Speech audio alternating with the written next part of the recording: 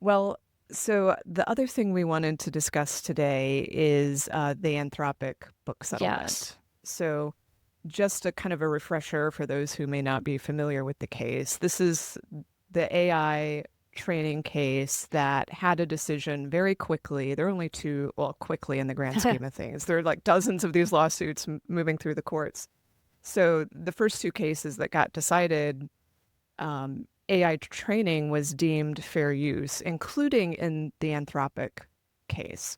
But the judge saw that while Anthropic was, trying to get its paws on all of this material, it pulled from a pirated database, like millions of titles, 7 million, I believe. And the judge said, look, you can train your model on materials as fair use, but that doesn't mean you can pirate books for training.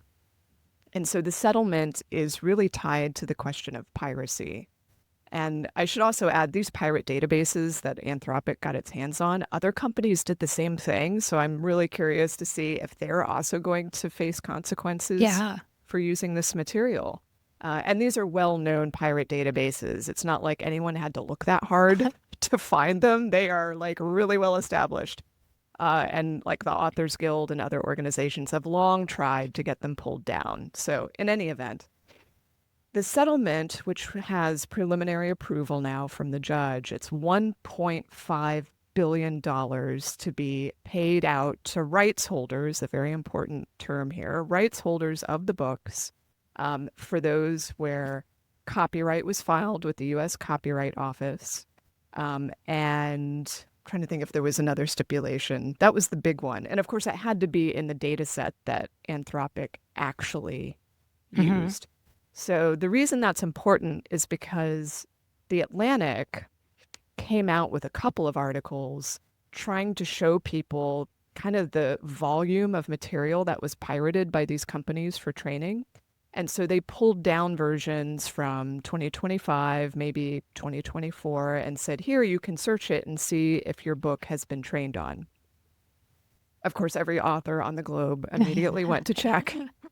And there was, the outrage cycle. And then many people thought, well, that's it. I'm in this class action lawsuit because I saw my books in the Atlantic database. Well, on October 2nd, the people who are administrating the case and the class counsel, they finally put on a website the official database of works that are eligible for the class. And it's actually a very small amount compared to the 7 million titles that were in the bucket. Hmm.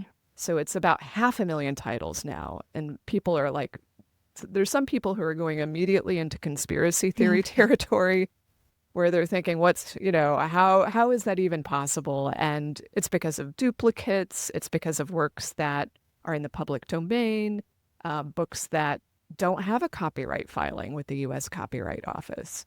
And so once you get rid of all of that, that's how you reach the 500,000. And I've been out there frequently trying to tell people, look, make sure you check the October 2nd database. You can't rely on any other research you might have done, especially the Atlantic piece.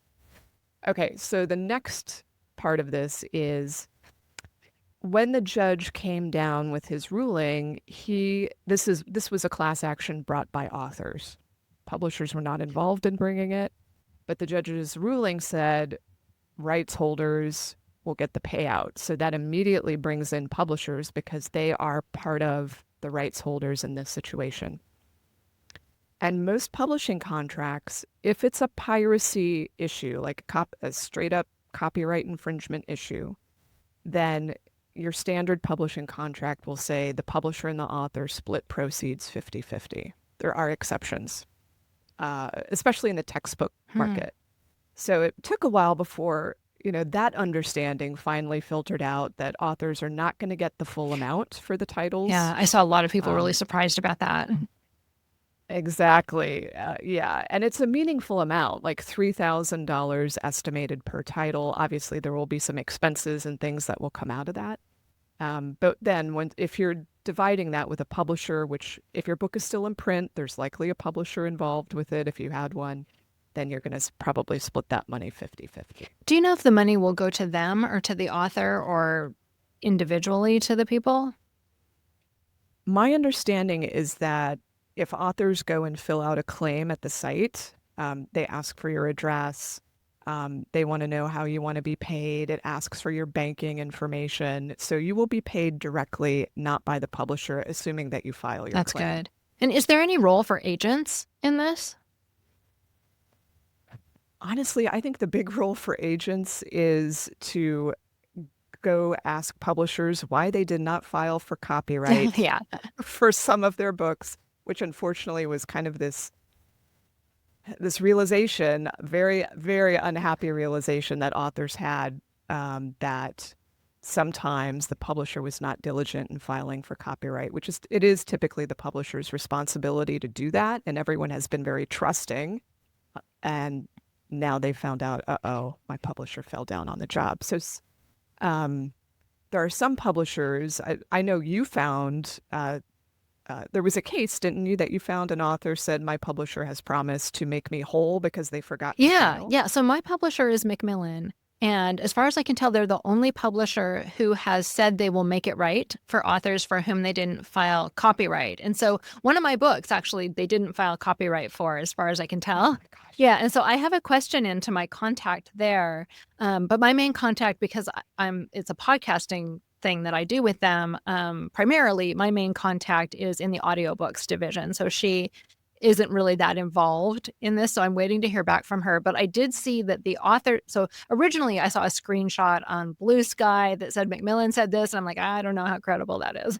But then I saw Yeah. the Authors Guild webpage also said, we'd like to, commend Macmillan for saying they will make it right for authors. So I feel much more comfortable with that. It's still not clear what authors are supposed to do in that case. And that's what I'm waiting to hear back from my contact. And I'll put it in the newsletter when I get that information. Yeah. Yeah. To me, it's heartbreaking that, especially since I would have been trusting too that my publisher would have done that. And I think from now on, authors are going to be much more like a hawk on top of their publishers about it. And I would also say to authors who, I've also had some people ask me, is it even worth filing for copyright at this point? And I would just encourage you, just do it, because you don't know what's going to happen in the future. And there's so many of these lawsuits floating around, you never know. Yeah, I never would have thought it would have mattered. Because in the U.S., isn't copyright inherent upon publication, and filing has been in the past considered something of a formality. Right. So it's in the US. Actually, the US is very different from some other countries that follow the Berne Convention, which is an international agreement about respecting each other's copyright. So other countries, they don't make you file for copyright to have the full protection of the law. It's just, you just get it once the work is in tangible form. And that applies for the most part in the US too. But if you want statutory damages, which that's what this case is about in part, then you have to have that US copyright registration. And I have to say, authors who are not in the US, whose books were affected, they are livid that this is a requirement, and they don't understand why it's a requirement when it's not in their own country. And I don't have an answer for that. Wow. And I think that another thing that's becoming apparent with this split is that this is going to be a huge windfall for publishers. I mean, they're getting like half of everyone's. And so the least they could do is make it right for the people for whom they didn't file copyright. Yeah, they can afford it. And they should definitely pay the authors whose copyright they did not Yeah. file. Do you think this is going to be like really helpful to the publishing industry? Is it enough? At least for, is it enough? It'll be great for the year that it hits their bottom line, but I don't think, for the long term, it's not a solution. Okay. It's not an endowment. Right. It's not an endowment. Yeah.